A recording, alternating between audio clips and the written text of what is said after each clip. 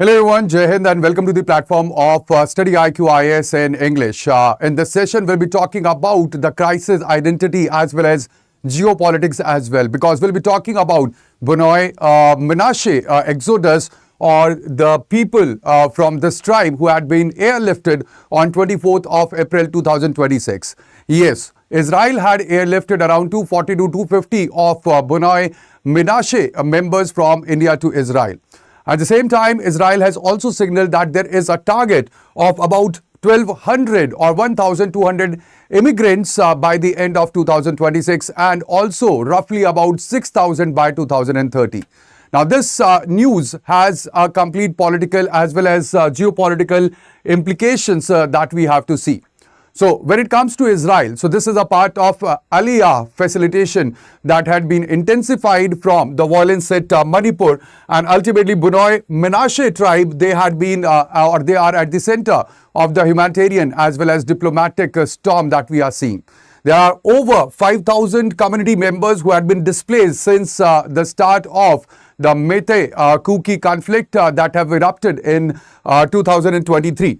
And also, Israel have intensified its efforts to facilitate the aliyah or the return of the Bnei Menashe who are fleeing the active conflict zone that we are seeing. So this news pertains to the conflict zone of Manipur as well. All right, there is strategic cover or coordination that is between the Israeli government, and also there is an NGO that is involved which is facilitating the airlift of these community members, and the NGO is StudyIQIAS that is there for the swift repatriation that is working for. Now, when it comes to these community members or Bnei Menashe, so basically when it comes to these people, so they had been or they are or they claim their descent from the tribe of Menashe. Menashe tribe is one of the 10 lost tribes that had been exiled by Assyria in 722 BCE. All right.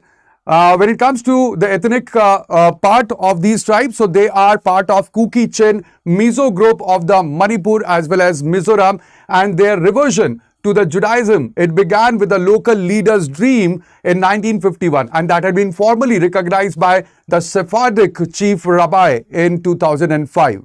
So there are near about 5,000 of the members who have already resettled in Israel as a part of, because they follow the Judaism religion, and there are more than 5,000 who are remaining in India, and primarily they are located in Churachandpur and also Kangpopi.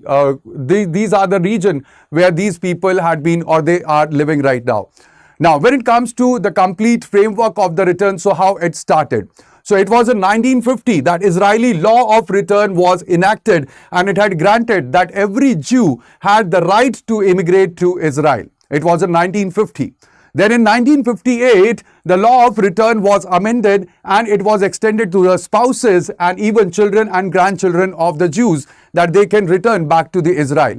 In 1973, the law of return further, it was amended to include the non-Jewish family members of these Jewish immigrants. In 1979, the rabbinical recognition began, and over here, Rabbi Avichail, he identified that Bnei Menashe is or are the descendants of the tribe of Menashe that is there. In 1994, it was the first Aliyah wave where the small group of the Bnei Menashe, they began immigrating to Israel under the special arrangements that were done. In 2005, it was the formal recognition that the Sephardic chief rabbi Shlomo Amar, he had officially recognized Bnei Menashe as the descendants of the lost tribe of Manasseh, and paved the way for the formal conversion as well as their return to Israel. In 2007, Indian government had temporarily suspended the Aliyah, and at the same time, diplomatic negotiation that began between India and Israel. And in 2011, Aliyah had resumed with the Indian government approval. StudyIQIAS, that is the NGO that facilitates the migration, that is a responsible NGO that is funded by Israel. In 2023, and even right now, we had seen that in Manipur, the ethnic conflict, it had been triggered by the, when the scheduled tribe status was extended to Meitei community. All right, so again, over here, Operation Northeast had been launched, and the exodus of these community that had, increased when it comes to the conflict that had started in Manipur region. Now, this is the complete 2,700 years of migration. All right, in 722 BC, they were exiled. The claimed descendant from the Menashe, they are one of the 10 lost tribes which were expelled by the Assyrian conquerors from the kingdom of Israel. Then they had migrated. There was centuries-long migration that was that these people did via Persia, Afghanistan, Tibet, and China before they ultimately settled in Manipur and Mizoram. Then they were officially recognized within the Kuki ethnic umbrella as well. While the missionaries, they converted a majority of them to the Christianity, this faction, they retained Judaism and they followed Judaism. In 2005, they were again formally recognized by the rabbi that these are the basically descendant of one of the lost tribes of that has been mentioned in their religious text. Now over here, this complete when it comes to the intersection, so there is intersection of the tribal lineage that we can see that they are basically they are part of Kuki ethnic group, and also there is religious affiliation to the Judaism that creates a kind of socio-political bloc that defies India's conventional identity categories. At the same time, the Manipur crisis has converted the religious identity into an exit strategy over here, as we can see from this move, and it has altered, or it will alter, the local demographic calculations as well, and it will deepen the communal fault lines as well. There are questions of dual loyalty as well that arises from this perspective, because this challenged the Indian secularism. How does the state, it handles the citizens actively who are transitioning to a foreign national identity? That is a question that is in front of us right now. This complete issue, it will have the international as well as the security perspective or the implications as well. Because when it comes to India's tacit approval of the Aliyah, it signals the goodwill towards Israel, reflecting the maturing bilateral strategic partnership that both the countries have since the 1990s, and the departure of the Kuki affiliated ethnic bloc, it will alter the demographic equilibrium in the already volatile conflict theater that is Manipur. There is also another perspective, that is whether the migration is voluntary or it is conflict forced. We have to look after this one as well, because this has significant implication, particularly given that we are not a signatory treaty or signatory nation to the UNHCR Refugee Convention. So again, this has a broader international relations as well as internal security perspectives as well. But now the question that is there in front of us is why there is this sudden exodus. So it is the acceleration of the Aliyah. It is not spontaneous. All right, it has been, or it reflects that there had been compounding institutional, economic as well as structural failures within the India's management of its northeast. Now, when it comes to the institutional failure, there had been the state inability to provide the basic security forces, peripheral minorities to provide basic security to the peripheral minorities towards the external kinship network. All right, at the same time, there are economic pull factors as well, which are there. All right, because when it comes to Israel offers a superior economic prospects, even healthcare and the physical security relative to the conflict-ridden Northeast India that we are seeing right now. Also, when it comes to the structural neglect, so there had been structural neglect because there had been decades of the identity politics that have left the peripheral tribes feeling alienated from the Indian mainstream as well as its protective institutions that are there. And there are also the policy gaps because the absence of the coherent national diaspora policy for the citizen who are migrating on religious ground that leave the state reactive, not strategic. So these are the certain factors why this exodus is happening right now. All right, there are push factors which are present in Manipur. Like for example, there is unresolved physical and economic distress after May 2023 Kuki and Meitei clashes. At the same time, there had been inability to convene a minyan Now, minyan in Judaism is a quorum. There is a quorum of 10 adults that is required for any kind of Jewish religious obligation, and in the remote hills, the quorum or the minyan is not possible. All right, it is quite impossible to convene a minyan. At the same time, there had been collapse of the agrarian income as well. When it comes to the local labor wages, they had been stagnant at somewhere around $1,200 per year in the region. There are pull factors as well. All right, there are pull factors as well, because when it comes to the theological fulfillment, so there is realization of the Zionist destiny that is there, that is returning to the promised land, and that pulls these tribes or the ethnic community towards Israel. At the same time, there is massive wage premium as well in construction and transport sectors that offers somewhere around $55,000 per year, and there is fully funded flights, integration programs and accelerated citizenship framework that have pulled these tribes towards Israel. Now, what could be the implication of this migration?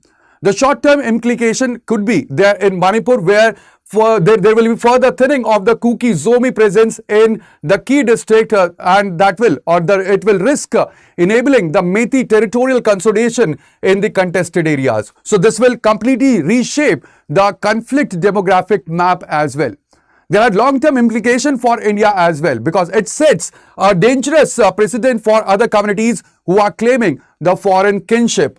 At the same time, it challenges India's framework for undivided territorial and civic allegiance for the scheduled tribes as well. For Israel, the implication will be that there will be a demographic boost in the strategically sensitive regions. All right, but it will be complicated by the integration challenges as well. All right, including the cultural friction and the documented experience of the racial discrimination that will be faced by the Indian Jews upon their arrival. This could be the implication of this migration. Also, when it comes to the migration, so the placement of these Bnei Menashe tribe in the West Bank region settlement, it also raises a very serious ethical as well as international legal concern about the use of these diasporic communities in the conflict geographies. That is again a pertinent question that is there in front of us regarding this migration. Now, when it comes to India, so New Delhi or India, they have navigated the complete challenge or the Bnei Menashe issue with a deliberate ambiguity. All right, there is a framing of the exit. They have framed this exit as a personal religious choice, while they have maintained security oversight and avoided any open diplomatic friction with Israel as well.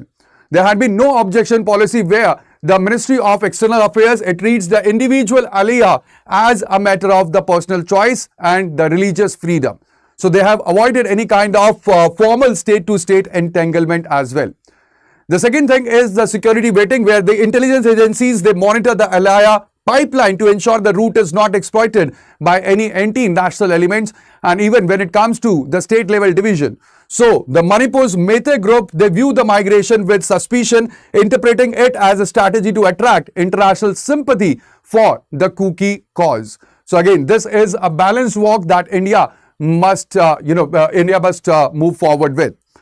Now, when it comes to this complete issue, over here, if India cannot protect its own citizens, does facilitating foreign evacuation amount to a forfeiture of sovereign responsibility is a big question that we have in front of us. At the same time, why does Israelaliyah prioritize the Bnei Menashe while thousands of other displaced Kukis, they languish in the local relief camp without comparable external support? That is also one of the questions that the policymakers, they must ponder upon. Now, when it comes to West Bank placement, that is again very, very important over here to note, because there had been reports of the Bnei Menashe resettled in the Israeli occupied territories, and that also raises a profound question about their instrumentalization in the separate geopolitical conflict that Israel is fighting with.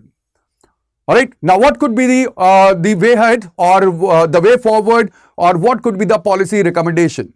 So there has to be a multi-pronged approach when we have to move forward regarding this complete issue. All right, this multi-pronged approach that should be anchored in the domestic peace restoration as well as formal bilateral frameworks, because it is essential to manage this crisis with strategic coherence. The first thing is, the first and the foremost is the peace restoration. All right, when it comes to the foundational solution, this is the foundational solution, and a durable political settlement in Manipur that will make the remaining home a viable option. All right, then only they can settle down. At the same time, there should be formal bilateral framework where India and Israel, they should negotiate a migration and mobility partnership specifically governing this community's movement and their rights as well. When it comes to rehabilitation and bridge building, those who remain, they must not be marginalized. All right, those who are remaining in India, they should not be marginalized. Those who leave, they should retain their ties with India through the OCI or Overseas Citizen of India framework or the status as a diplomatic bridge that India can provide. And there should be a proper inter-community dialogue. That is the need of the hour in Manipur right now. There should be sustained trust-building processes or the talks that should be there between Methi and Kuki tribes communities, including the Bnei Menashe tribe, and it will address the root of the democratic or the demographic anxieties that is there within the region. So these are the things that we should, consider while moving forward, and these are the certain recommendations that the government can look after.